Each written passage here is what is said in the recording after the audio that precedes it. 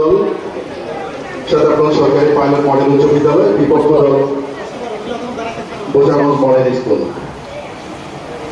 তো পক্ষ দলের 3 জন বিতার্কিক আছেন, বিপক্ষ দলের 3 জন বিতার্কিক। পক্ষ দলের প্রথম বক্তা মোস্তাফিজুর রহমান, দ্বিতীয় বক্তা আল রাফি সরকার, তৃতীয় দলনেতা রুচামা রুহানা। বিপক্ষ দলের প্রথম বক্তা রিশা আক্তার, দ্বিতীয় বক্তা মালিহা ইসলাম, তৃতীয় বক্তা ও দলনেতা সিমি আক্তার। সম্মানিত সুধী মন্ডলী এবং বিতার্কিক বন্ধুরা, তো আমরা দেখছি জমে উঠছে আমাদের আজকে বিতর্ক। তো আমরা শুরু করব। প্রথমে আমি আহ্বান জানাচ্ছি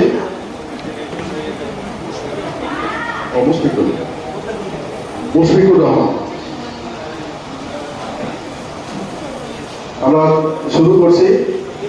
প্রথমে আমি আহ্বান জানাবো পক্ষ দলের সদাগঞ্জ সরকারি পাইলট মডেল উচ্চ বিদ্যালয়ের প্রথম বক্তা মুশফিকুর রহমান। বিজ্ঞাপন মন্ডলী, সবাই নিয়ন্ত্রক এবং উপস্থিত সুধী সকলকে জানাই স্বাভাবিক শুভেচ্ছা এবং সালাম। আসসালামু আলাইকুম।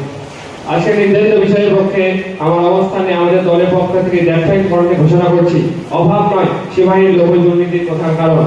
মনে হলো বিতর্ককে একটি নির্দিষ্ট সীমার মধ্যে রাখতে শুরুতেই বিষয়ের পদার্থ স্পষ্ট করা প্রয়োজন। অভাব হলো মানুষের মৌলিক বা অপরিহার্য উপাদান, যেমন খাদ্য, বস্ত্র, বাসস্থান, শিক্ষা ও চিকিৎসার স্বল্পতা ও অপর্যাপ্ততা।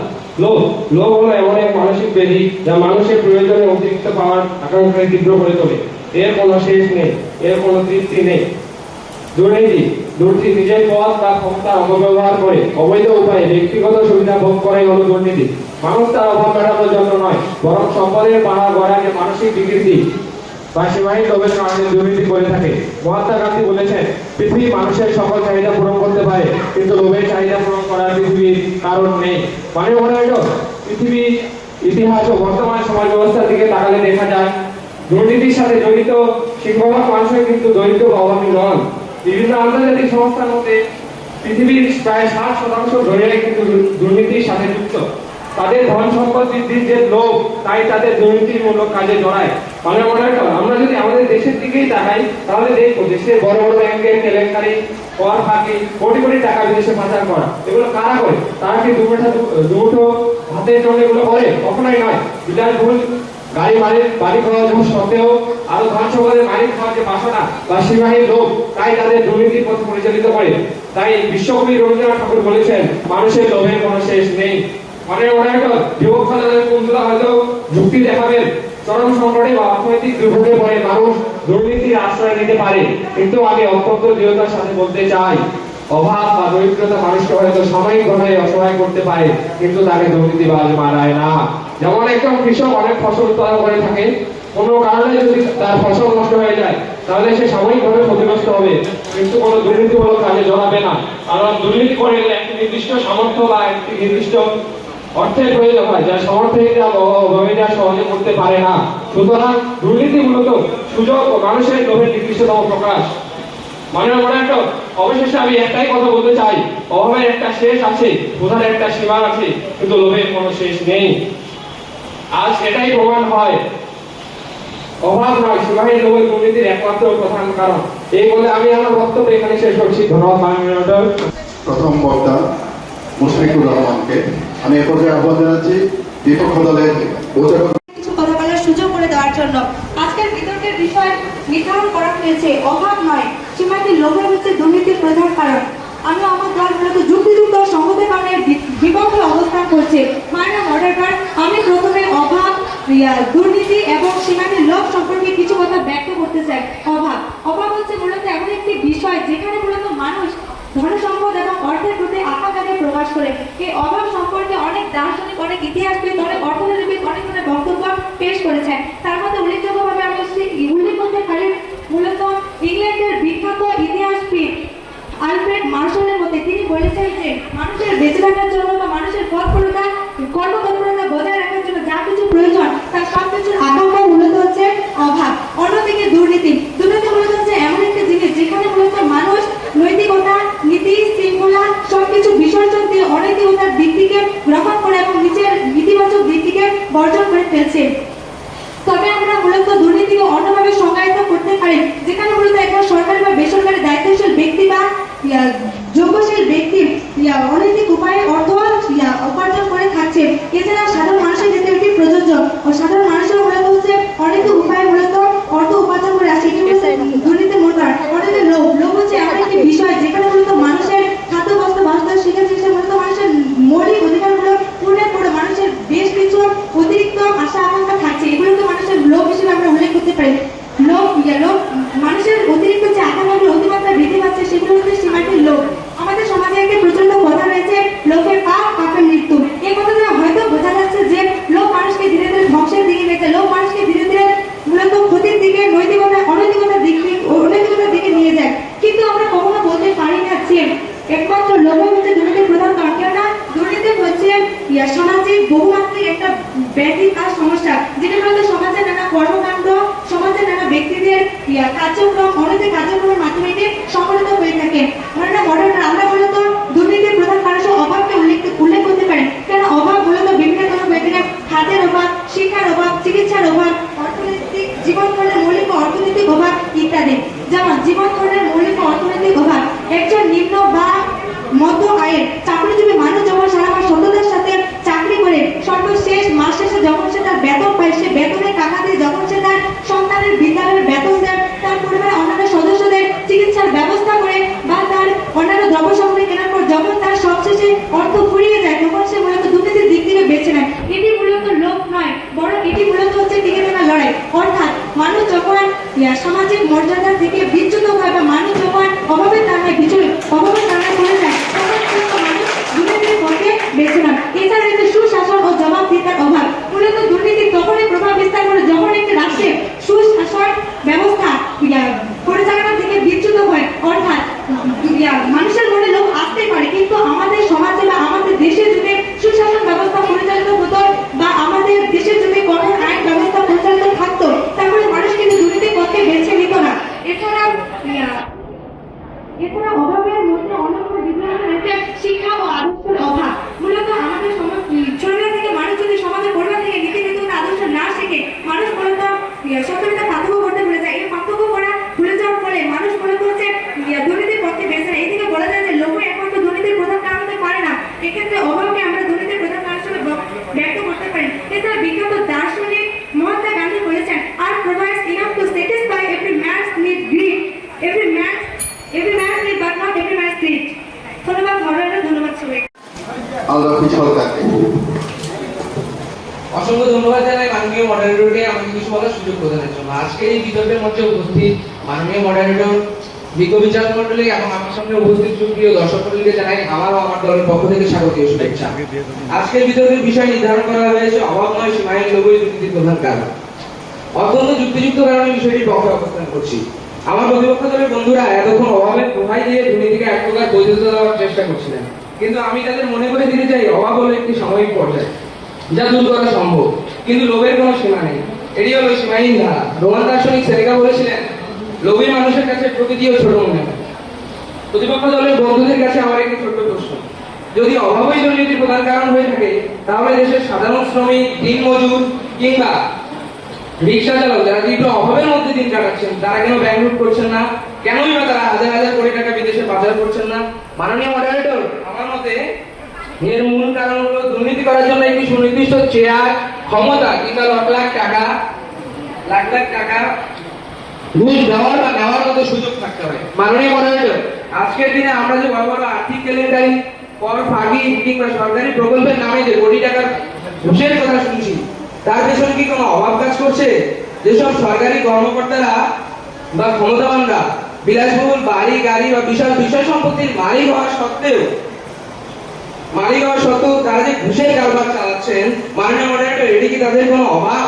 আসলে কি তারা কোনো অভাবে ভুগছেন? প্রশ্ন রয়ে গেল প্রতিপক্ষ দলের বন্ধুদের কাছে। মাননীয় মডারেটর, তাদের সীমাহীন লোভই এর মূল কারণ। আর লোভ মানুষকে করে দেয় অন্ধ, ভুলিয়ে দেয় নৈতিকতা। আর এই সীমাহীন লোভের কারণেই আমাদের সোনার বাংলাদেশে গড়ে চলছে একের পর এক দুর্নীতি, যা কিনা অবকাঠামোগত উন্নয়নের গল্প দিয়ে ঢেকে দিতে চায় প্রতিনিয়ত। একজন সাধারণ মানুষ অভাবের কারণে খুব জোর চুরি করতে পারে বা ছিনতাই করতে পারে, আচ্ছা ধরলাম ডাকাতিও করতে পারে, কিন্তু মাননীয় মডারেটর এটি হলো একটি ব্যক্তিগত অবদান। লক্ষ্য করেন মাননীয় মডারেটর, দুর্নীতি হলো একটি প্রাতিষ্ঠানিক ব্যাধি যা সমাজের মূল কাঠামো ধ্বংস করে। মাননীয় মডারেটর, অভাবের একটা শেষ আছে, পেট ভরে গেলে অভাব মিটে যায়, কিন্তু লোভের কোনো শেষ নেই। এটি হলো সীমাহীন একটি খেলা। এ কারণে প্রবাদে আছে, লোভে পাপ আর পাপে মৃত্যু। মাননীয় মডারেটর, লোভ হলো সমুদ্রের মতো। আপনি যদি সমুদ্রে পানি ঢালেন, সেখানে যতই পানি ঢালেন না কেন তা কখনোই পূর্ণ হয় না। লক্ষ্য করুন মাননীয় মডারেটর, সমুদ্রের পানি হলো লবণাক্ত। এই লবণাক্ত পানি যখন কোন তৃষ্ণার্ত ব্যক্তি পান করবে, সেই ব্যক্তির পিপাসা আরো বেড়ে যাবে। একইভাবে সীমাহীন লোভ ও লবণাক্ত সমুদ্র একে অপরের দূর হয়ে যায়। লোভী ব্যক্তির কখনোই লোভের শেষ হয় না। প্রতিপক্ষ দলের প্রথম বক্তা নিজেই দুর্নীতি ও অভাবকে দুটি পুরোপুরি ভিন্ন বিষয় হিসেবে সংজ্ঞায়িত করে গেলেন। তাহলে কিভাবে অভাব ও লোভ একই সূত্রে গাঁথা হতে পারে? সুতরাং সমাজে যা কিছু বড় বড় দুর্নীতি করছে তার পেছনে অভাব নয়, কাজ করছে প্রতিভোগবাদী মানসিকতা এবং সীমাহীন লোভ। পরিশেষে আমি বলতে চাই মাননীয় মডারেটর, অভাব নয় সীমাহীন লোভ এই দুর্নীতির প্রধান কাজ। ধন্যবাদ মাননীয় মডারেটর। চমৎকার উপস্থাপনার জন্য আমি এই পর্যায়ে আহ্বান জানাচ্ছি বিপক্ষ দল কোটাগঞ্জ মডেল স্কুলের দ্বিতীয় বক্তা মানিরা ইসলামকে। ধন্যবাদ মাননীয় মডারেটরকে আমাকে কিছু বলতে দেওয়ার সুযোগ করে দেওয়ার জন্য। আমাদের বিষয় অভাব নয় সীমাহীন লোভই দুর্নীতির মূল কারণ। তবে আমি মনে করি সীমাহীন লোভ নয়, বরং অভাব দুর্নীতির মূল কারণ। যেহেতু আমি কথা বলছি অভাব নিয়ে, সেহেতু আমি এই অভাবকে বলতে চাই এটি একটি বহুমাত্রিক সমস্যা। এটি কখনো হতে পারে অর্থনৈতিক, কখনো হতে পারে মানসিকতার, অথবা কখনো হতে পারে সেটি মূল্যবোধের। যে মানুষটি দিনের পর দিন ক্ষুধার সঙ্গে লড়াই করে, সন্তানের মুখে খাবার তুলে দিতে পারে না, অথবা ন্যায্য জিনিসের মূল্য চোখাতে পারে না, তিনি কি বাধ্য হয়ে দুর্নীতির পথ বেছে নেন না? এটি তার কাছে লোক বিলাসিতা নয়, বরং বেঁচে থাকা। অথচ আমার প্রতিপক্ষ দলের বন্ধুরা কেবল লোভ নামক মানসিক থেকে দুর্নীতির কারণ দেখানোর চেষ্টা করেছে। অভাব যদি দুর্নীতির কারণ না হতো, তবে ছোট ছোট কাজের জন্য দারিদ্র্য বৃদ্ধি সমাজে কেন ঘুষ নেওয়া হয়? আমার মতে মানুষ প্রথমে তার অভাব থেকে দুর্নীতি শুরু করে, লোভের কারণে নয়। এখন সেটি হতে পারে অর্থনীতি, অথবা হতে পারে মানসিকতার। লোভ তো আমাদের চারপাশের কর্মকাণ্ড থেকে সৃষ্টি হয়। এই দুর্নীতিকে কখনোই লোভ দিয়ে ব্যাখ্যা করা যায় না। আরেকটি বিষয়, যদি সমাজে অভাব না থাকতো, যদি প্রত্যেকটি মানুষের শিক্ষা, চিকিৎসা, বস্ত্র এবং কর্মসংস্থানের সুযোগ করে দেওয়া হতো, তাহলে কি দুর্নীতি কমে যেত না? বাস্তবতা বলে অনেক ক্ষেত্রে কমে যেত। তাহলে আমরা কেন বাস্তবতাকে অস্বীকার করে বলবো যে অভাব হচ্ছে দুর্নীতির কারণ নয়? এখানে অভাবকে অস্বীকার করা বাস্তবতা অস্বীকার করার সামিল। কখনোই হয়তো বলবে অনেক দরিদ্র মানুষের সৎ থাকে, আমি একমত, কিন্তু দরিদ্র মানুষ সৎ থাকেন বলে অভাব দুর্নীতির কারণ হতে পারে না, এমন বিষয় যুক্তিসঙ্গত নয়। একইভাবে সব দুর্নীতি দুর্নীতিবাজ নয়। তাহলে আমি তো বলতে পারি না যে লোভের এখানে দুর্নীতির কাছে লোভের কোনো মূল্য নেই। সরকার প্রত্যেক বছর দারিদ্র, বেকারত্ব, বৈষম্য কমানোর জন্য বিভিন্ন উদ্যোগ কেন নেয়? কারণ সরকার কর্মসংস্থান সৃষ্টি করে। কারণ সরকার এটি জানে অভাব কমলে দুর্নীতি ও অপরাধের ঝুঁকিও কমে। যেখানে রাষ্ট্র বলে অভাব কমলে দুর্নীতির ঝুঁকি কমে, সেখানে লোভকে কিভাবে একমাত্র কারণ বলা হয়? যে মানুষ ছোট থেকে নিজের নৈতিকতার অভাব নিয়ে বড় হয়, সেই মানুষকে কখনো সেই মানুষের নৈতিকতার অভাবে তাকে লোভের জন্ম দেয় না। আমরা সবসময় ভবিষ্যতের জন্য সঞ্চয় করি, অথচ একজন সীমিত আয়ের লোকটি কখনোই পারে সবকিছু শেষ করে তার ভবিষ্যতের জন্য কিছু সঞ্চয় করতে? ভবিষ্যতে অনিশ্চয়তা এবং সঞ্চয়ের জন্য সে মাঝে মাঝে অনৈতিক পথ বেছে নেয়। ধরেন একজন সরকারি চাকরিজীবীর কথা, তিনি হয়তো মাসে বেতন পান 15,000, কিন্তু তার মাসের খরচ হয় 30,000। তিনি তো প্রথম দুর্নীতিটাই করে সেই পরিবারের অভাব মেটানোর জন্য।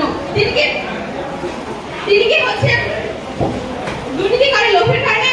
যেমন আমার প্রতিপক্ষ দল বললো যে বেড়ে যায়, তো প্রথম লবণাক্ত পানিটা কেন তিনি পান করেন? নিশ্চয়ই অভাবের কারণেই পান করেন। যদি দেখা যায় কোনো ভালো পানি থাকতো, তাহলে তিনি নিশ্চয়ই কোনো সমুদ্রের পানি পান করতো না। আমার প্রতিপক্ষ দলের কাছে আমার এই প্রশ্ন, তিনি যে বললেন কেন দরিদ্র মানুষেরা দুর্নীতি করে না, তাহলে আপনি হয়তো বলেন যে একজন ক্ষুধার্ত ব্যক্তি আর একজন উচ্চপদস্থ কর্মকর্তার দুর্নীতির কারণে কি একই?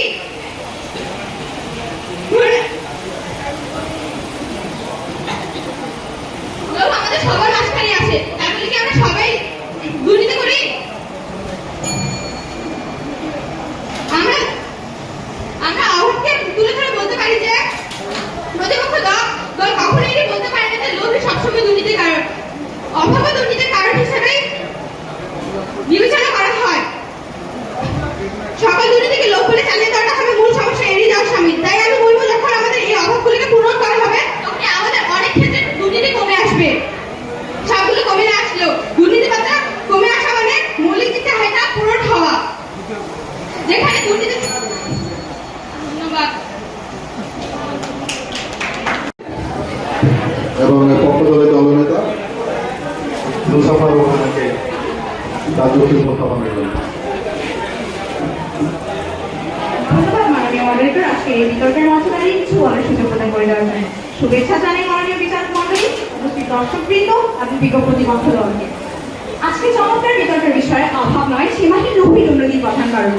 আমার পূর্ববর্তী বক্তারা অত্যন্ত বলিষ্ঠ যুক্তি এবং অকাট্য তথ্য দিয়ে ইতিমধ্যে এই সত্যটি প্রমাণ করে দিয়েছেন এবং বিজ্ঞ প্রতিপক্ষ দল মূলত আমাদের পক্ষেই কথা বলে গেলেন।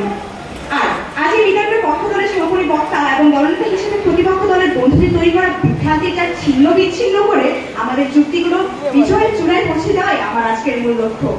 মাননীয় মডারেটর, এতক্ষণ বিপক্ষ দলের বক্তারা বিভিন্নভাবে প্রমাণ করার চেষ্টা করে গেলেন যে অভাবের কারণে মানুষ দুর্নীতি করে। তাদের পুরো বক্তব্য শুনলে মনে হবে দুর্নীতি কোনো অপরাধ নয়, বরং সামাজিক বাধ্যবাধকতা। এটা কি সত্যি? বিপক্ষ দলের এই ঘোড়া যুক্তি পুরোটাই অবাস্তব এবং অযুক্তিযুক্ত। মাননীয় মডারেটর, বিপক্ষ দলের বক্তারা বলে গেলেন অমুক অভাবে মানুষের কথা তমুক সিস্টেমের দোহাই। আমি তাদেরকে পরিষ্কার ভাষায় বলে দিতে চাই, আপনারা যেটি অভাবের দুর্নীতি বলে জাস্টিফাই করার চেষ্টা করছেন তা মূলত একটি মানুষের বিকৃত মানসিকতা এবং বিকৃত পাশবিক লোক যা তাকে প্রতিনিয়ত দুর্নীতি করার জন্য উৎসাহিত করে থাকে। মাননীয় মডারেটর, তারা টেবিলের নিচে ঘুষকে কিভাবে অভাব হিসেবে সংজ্ঞায়িত করতে পারে আমি তাদের জিজ্ঞেস করি। একজন মানুষ কোটি কোটি টাকা পাচার করে বিদেশে আলিশান বাড়ি বানায়, সেটি তার কোন অভাব?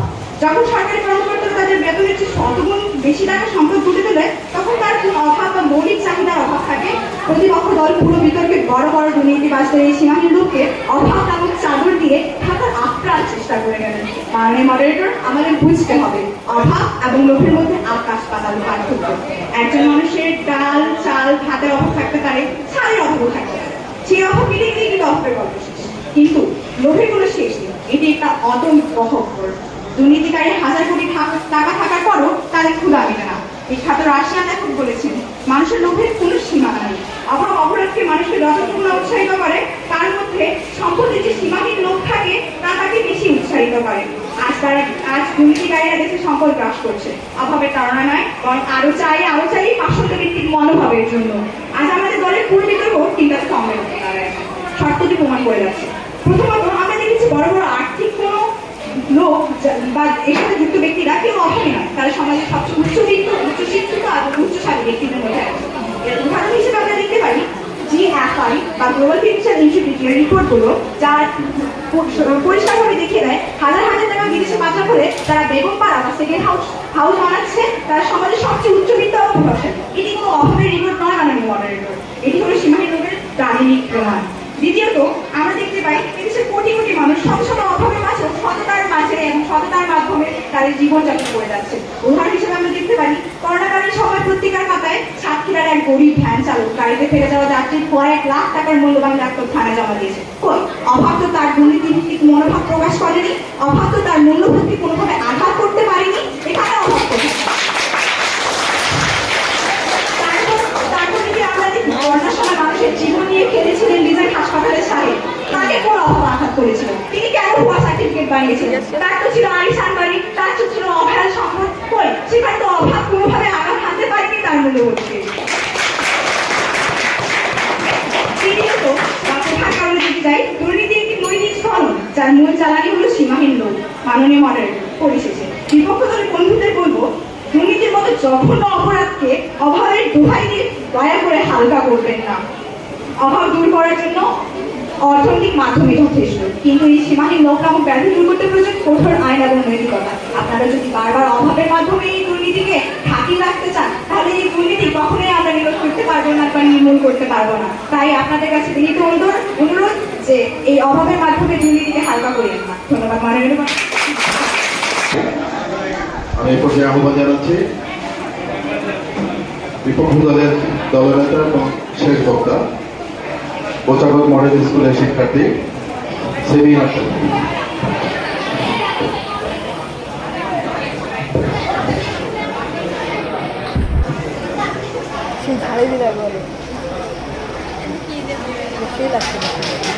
দেশকে গড়তে হলে চাই সবার সচেতনতা, দুর্নীতি রুখে দিলে আসবে উন্নতির গতি নিশ্চয়তা। ধন্যবাদ মাননীয় মডারেটর, ধন্যবাদ সবাইকে আমাকে এখানে কিছু বলার জন্য।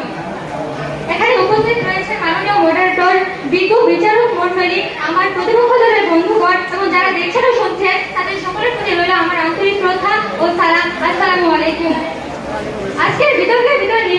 বিতরণের বিষয় নির্ধারণ করা হয়েছে অভাব নয়, সীমাটি লোভই দুর্নীতির প্রধান কারণ। অত্যন্ত যুক্তিসঙ্গত এবং বাস্তবিক প্রেক্ষাপটের ভিত্তিতে আমি এবং আমার দল এর বিপক্ষে অবস্থান করছি। মাননীয় মনিটর, লক্ষ্য করুন, দুর্নীতি বলে বোঝায় দেশের নীতির বিরুদ্ধে কাজ করা। দুর্নীতি করে একটি দেশের উন্নয়ন বাধাগ্রস্ত হয়। বর্তমানে দুর্নীতিগ্রস্ত দেশের তালিকায় আমাদের স্থান 12তম। যদি লোভই দুর্নীতির প্রধান কারণ হয়, তাহলে অভাব কেন, তাহলে মানুষ কেন অভাবের কারণে দুর্নীতি করে? প্রশ্ন হলো আমার বিপক্ষ দলের বন্ধুর কাছে। মাননীয় মডারেটর, লোক কখনো দুর্নীতির প্রধান কারণ হতে পারে না। প্রমাণে রয়েছে, প্রমাণে is the parents of revolution and crime.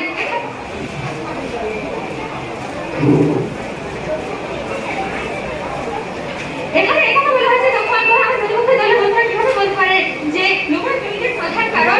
বিখ্যাত রোমান ইতিহাসবিদ ডেকিটাস বলেছেন, যেখানে অভাব রয়েছে সেখানে আপনি দুর্নীতি জন্মে। যদি লোভই দুর্নীতির প্রধান কারণ হয়, তাহলে বিখ্যাত রোমান ইতিহাসবিদ ডেকিটাসের কথাটি মিথ্যা। প্রশ্ন হলো আমার বিপক্ষ দলের বন্ধুর কাছে।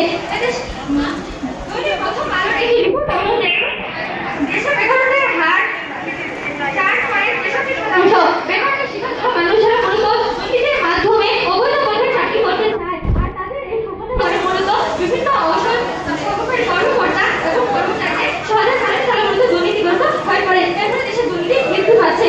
মানববন্ধন লক্ষ্য করুন, ইন্টারন্যাশনাল ট্রান্সফরমার্সের পরিসংখ্যান থেকে জানা যায় বিশেষ দুর্নীতিগ্রস্ত হচ্ছে সোমালিয়া, যেখানে দারিদ্রতার হার 73%। এছাড়া দ্বিতীয় দুর্নীতিগ্রস্ত দেশের মধ্যে রয়েছে সিরিয়া, যেখানে দারিদ্রতার হার 90%। অর্থাৎ যেখানে দুর্নীতি বেশি সেখানে দারিদ্র বেশি। এটাই স্পষ্ট। মাননীয় মডারেটর, সমাজে রয়েছে দুর্নীতি বাস করে অভাবের ছায়া, অর্থাৎ অভাবের দুর্নীতির প্রধান কারণ এবং মূল উৎপত্তি হয়ে থাকে। তাহলে আমার প্রতিপক্ষ দলের বন্ধুরা কিভাবে বলতে পারে যে অভাবের লোভই দুর্নীতির প্রধান কারণ? মাননীয় মডারেটর, এখন আমার প্রতিপক্ষ দলের কাছে আমার প্রশ্ন, আপনারা কি এমন কোনো দেশের কথা বলতে পারবেন যেখানে মানুষ লোভের কারণে শুধু দুর্নীতি করে থাকে, অভাব বা অন্য কোনো কারণ ব্যতীত?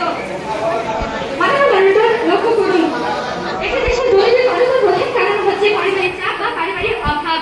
আমাদের সমাজের অনেক সক্ষম ব্যক্তিরা তাদের স্বচ্ছ পরিবারের দায়িত্ব পালন করে থাকেন, আর এই পারিবারিক দায়িত্ব পালন করতে গিয়ে যখন তারা অভাবের শিকার হয়, তখন তারা কিন্তু দুর্নীতিগ্রস্ত হয়ে পড়েন এবং ঘুষ সহ বিভিন্ন অপরাধমূলক কাজে লিপ্ত হন। মাননীয় মডারেটর, লক্ষ্য করুন, একটি পরিবারে কোনো সন্তান যখন দেখে তার অসুস্থ মা বিছানায় পড়ে রয়েছে, কিন্তু সে টাকার অভাবে তার অসুস্থ মায়ের চিকিৎসা করাতে পারছে না, আবার যদি দেখে তার বৃদ্ধ বাবা শুধুমাত্র টাকার অভাবে খাবার খেতে পারছে না, তখন সেই সন্তান বাধ্য হয়ে দুর্নীতির দিকে ধাবিত হয়। সে অনেক সময় মানসিক চাপের কারণে বিভিন্ন ধরনের মাদক দ্রব্যে আসক্ত হয়ে পড়ে, আবার অনেক সময় খারাপ বন্ধু বান্ধবের পাল্লায় পড়ে বিভিন্ন ধরনের দুর্নীতিমূলক কাজে ছড়িয়ে পড়ে। তখন আমার প্রতিপক্ষ দলের কাছে আমার প্রশ্ন, এখন আমার দেশের যদি তরুণ সন্তান, একজন তরুণ প্রজন্ম যদি এই মা বাবার এরূপ অবস্থায় দুর্নীতিগ্রস্তমূলক এই অবস্থায় যদি দুর্নীতির দিকে ধাবিত হয়ে পড়ে, তাহলে আমার প্রতিপক্ষ দল কোন পরিপ্রেক্ষিতে বলে যে মানুষ শুধু লোভের কারণে দুর্নীতি করে থাকে, অভাবের কারণে নয়? মাননীয় মডারেটর, লক্ষ্য করুন, তাদের অবস্থানটা হচ্ছে এরকম যে তারা কাজে সবকিছু দিয়েছেন কিন্তু চুলা বসিয়েছেন কিন্তু আগুনকে জ্বালাননি। তারা এটাও বুঝতে পারছে যে আগুন ছাড়া রান্না অসম্ভব, কিন্তু তারা স্বীকার করতে পারছেন না। আবার তারা বিভিন্ন ধরনের ব্যক্তিগত লোক, রাষ্ট্রীয় লোক ইত্যাদির মাধ্যমে ধন্যবাদ। যুক্তি খণ্ডনের পালা। আমি প্রথমেই আহ্বান জানাচ্ছি পক্ষ দলের দলনেতা মুস্তাফা রোহানাকে যুক্তি খণ্ডনের জন্য। খণ্ডন করো। ধন্যবাদ মাননীয় মডারেটর, আমাকে পুনরায় মঞ্চে দাঁড়ানোর সুযোগ করে দেওয়ার জন্য। মাননীয় মডারেটর, পুরো বিতর্ক জুড়ে প্রতিপক্ষ বন্ধুর দলেরা একটি ভাঙা রেকর্ড বাজিয়ে গেলেন। তারা বারবার প্রমাণ করতে চাইলেন মানুষ পেটে তার অভাবের কারণে দুর্নীতি করে। মাননীয় মডারেটর, প্রতিপক্ষ দলের বন্ধুরা কি তবে বলতে চান অভাব থাকলে অপরাধ করা যায়? আর তার পুরো বক্তব্য ছিল স্ববিরোধী, বাস্তবতা বিরোধী। তারা কেবল আবেগের গল্প শুনিয়ে গেছেন, কিন্তু দুর্নীতির আসল চিত্র দেখতে বা দেখা যায় তারা আমরা আমাদের মূল বক্তব্যে যে বাস্তব উদাহরণগুলো দেখিয়েছি বা তুলে ধরেছিলাম, প্রতিপক্ষ দলের পুরো বিতর্কে তারা একটিও যৌক্তিক খণ্ডন করতে পারেননি। মাননীয় মডারেটর, প্রতিপক্ষ দলের করা প্রশ্নের আমার কোনো উত্তর নেই, কারণ তাদের প্রতিটি প্রশ্ন ছিল অযৌক্তিক এবং অবাস্তব।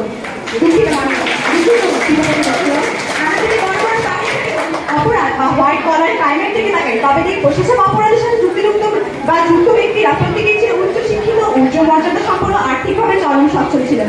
আর প্রতিপক্ষ দল বারবার বলে গেলেন আমাদের দেশে অভাবী ব্যক্তিদের কথা, কিন্তু তারা কি কখনো উদাহরণ দিয়ে বা স্পেসিফিকভাবে দেখাতে পেরেছেন যে আমাদের দেশে কোনো অভাবী ব্যক্তি কোনোভাবে দুর্নীতির সাথে যুক্ত ছিল? কিন্তু আমরা বারবার দেখিয়ে দিয়েছি যে আমাদের দেশে সচ্ছল এবং আর্থিকভাবে সচ্ছল ব্যক্তিরাই অভাবে দুর্নীতির সাথে প্রত্যক্ষ এবং পরোক্ষভাবে যুক্ত, এবং তারাই মূলত দুর্নীতি করে থাকে। এবং আমরা আমাদের দলের করা প্রশ্নগুলোর একটি উত্তরও আমরা বিপক্ষ প্রতিপক্ষ দলের কাছে পাইনি।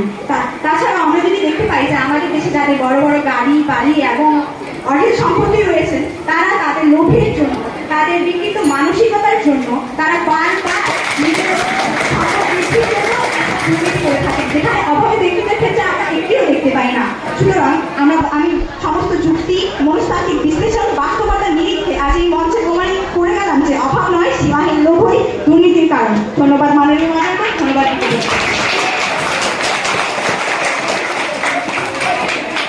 ধন্যবাদ পক্ষ দলের দলনেতা ইসবার রহমানকে। আমি এ পর্যায়ে আহ্বান জানাচ্ছি বিপক্ষ দলের দলনেতা বোচাগঞ্জ মডেল স্কুলের শিক্ষার্থী সিমিন আক্তার। পাল্টে ফুল জিতবে, আত্মবিশ্বাস রাখতে হবে নাকি? ধন্যবাদ মাননীয় মডারেটর আমাকে আবার বক্তব্য প্রদানের জন্য। মাননীয় মডারেটর, আমি এখানে অভাব বলতে শুধু ধন, অর্থ, বৃত্ত, টাকা পয়সা ইত্যাদির অভাবকেই বোঝাচ্ছি না। আমি এখানে অভাব বলতে বোঝাচ্ছি নৈতিকতা, দেশপ্রেম, মূল্যবোধ এবং আইন শৃঙ্খলা ইত্যাদি বাহিনী তৎপরতারও অভাব। আমার প্রতিপক্ষ দলের বন্ধুগণ বলে গেলে সমাজের উচ্চ শ্রেণীর মানুষেরা অর্থাৎ যারা বড় বড় ব্যবসায়ী অথবা বড় বড় চাকরিজীবী, তারাও মূলত তারাই মূলত লোভের কারণে দুর্নীতি করে থাকেন। কিন্তু এখন আমার প্রশ্ন, তারা কিন্তু প্রত্যক্ষভাবে দুর্নীতি করেন না, কারণ তারা সেটা করান সমাজে সেটা খাওয়া মানুষদের দ্বারাই। তারা যারা দরিদ্র, যারা অসহায়, তাদের অসহায় এবং দরিদ্রতার সুযোগ নিয়ে তারা তাদের দ্বারাই দুর্নীতিটা করান। আমার প্রতিপক্ষ দলের বন্ধুরা কিভাবে বলতে পারে যে আমার দলে যে সমাজে উচ্চ শ্রেণীর মানুষরা দুর্নীতি করান? মাননীয় মডারেটর, যখন আর সমাজে নিম্ন শ্রেণীর মানুষরা মূলত অভাবের কারণে তাদের এই কথায় রাজি হয়ে দুর্নীতিতে লিপ্ত হয়, তাহলে মাননীয় মডারেটর প্রত্যক্ষভাবে হলো মূলত দুর্নীতির মূল কারণ অভাবকে নির্দেশ করতেছে। তাহলে আমি তো এই কথাই প্রসঙ্গে রাখতে পারি যে অভাব হলো দুর্নীতির প্রধান কারণ। মাননীয় মডারেটর, তারা যেসব ব্যক্তিবর্গের নাম বলে গেলেন, সেই ব্যক্তিবর্গের মূল দুর্নীতির মূল কারণ লোভ নয়, তার দুর্নীতির মূল কারণ হচ্ছে তাদের মধ্যে নৈতিকতা, দেশপ্রেম, মূল্যবোধ এবং সুশিক্ষার অভাব রয়েছে। মাননীয় মডারেটর, যদি তাদের মধ্যে সুশিক্ষা, নৈতিকতা, দেশপ্রেম ইত্যাদির অভাব নাই থাকতো, তাহলে তারা কেন দুর্নীতিতে জড়ালে, তারা কেন দুর্নীতিতে লিপ্ত হয়? আমার প্রতিপক্ষের কাছে প্রশ্ন রয়ে গেল। মাননীয় মডারেটর, যদি নৈতিকতার অভাব, দেশপ্রেমের অভাব এবং সুশৃঙ্খলার অভাব, এটা যদি ছাড়া যদি লোভের কারণে একজন মানুষ দুর্নীতি করে থাকে, তাহলে দেশে কি প্রয়োজন একজন শিক্ষিত মানুষের, কি প্রয়োজন একজন দেশপ্রেমী মানুষের, কি প্রয়োজন দেশে স্কুল কলেজ মাদ্রাসা প্রতিষ্ঠা করে? মাননীয় মডারেটর, লক্ষ্য করেন কি হয় তাকে দেশে অনেক মানুষই দুর্নীতি করে থাকেন। ধন্যবাদ মাননীয় মডারেটর, ধন্যবাদ সবাই। পক্ষ এবং বিপক্ষ দলের বিতর্কে যারা অত্যন্ত প্রাণবন্ত আলোচনা, যুক্তি, পাল্টা যুক্তি এবং যুক্তি খণ্ডন। তো আসলে বিতর্ক প্রতিযোগিতায় আমরা জানি যে কেউ পরাজিত হয় না, এক গ্রুপ রানার আপ হবে, আরেক গ্রুপ চ্যাম্পিয়ন হবে। তো বিচারের বিভিন্ন মানদণ্ড আছে, মানদণ্ডের আলোকেই আমরা যারা বিচারক বা মডারেটর হিসাবে এখানে আছি, তার আলোকেই বিচার করা হবে। তবে যেহেতু পরাজয়ের কোনো ভয় নেই, দুদলেরই কিছুই, এক গ্রুপ রানার আপ আরেক গ্রুপ চ্যাম্পিয়ন। আমরা আশা করব এরকমই যেন প্রাণবন্ত আলোচনা হয়। তো এক গ্রুপ রানার আপ হবে, এক গ্রুপ বিজয়ী হবে। তো বিভিন্ন যুক্তি, পাল্টা যুক্তি, খণ্ডন এবং বিচারকের যে দক্ষতা এবং অভিজ্ঞতা আছে, মানদণ্ড আছে, তার আলোকেই এই বিচার কার্য সম্পন্ন করা হয়। তো আমরা ফলাফলের দিকে যাচ্ছি। আর আমাদের বিচারক মহোদয় যেটা বলছেন যে দুই গ্রুপের নাম্বারের পার্থক্য খুবই কম। তো গ্রুপে জিপিএ 5 জিকে 5 যদি হয় দুই গ্রুপ, তার মধ্যে নাম্বারের একটু কম বেশি থাকবে। তো আমরা ফলাফল ঘোষণা করছি। চ্যাম্পিয়ন দল, পক্ষ দল, খেতাবগঞ্জ সরকারি পাইলট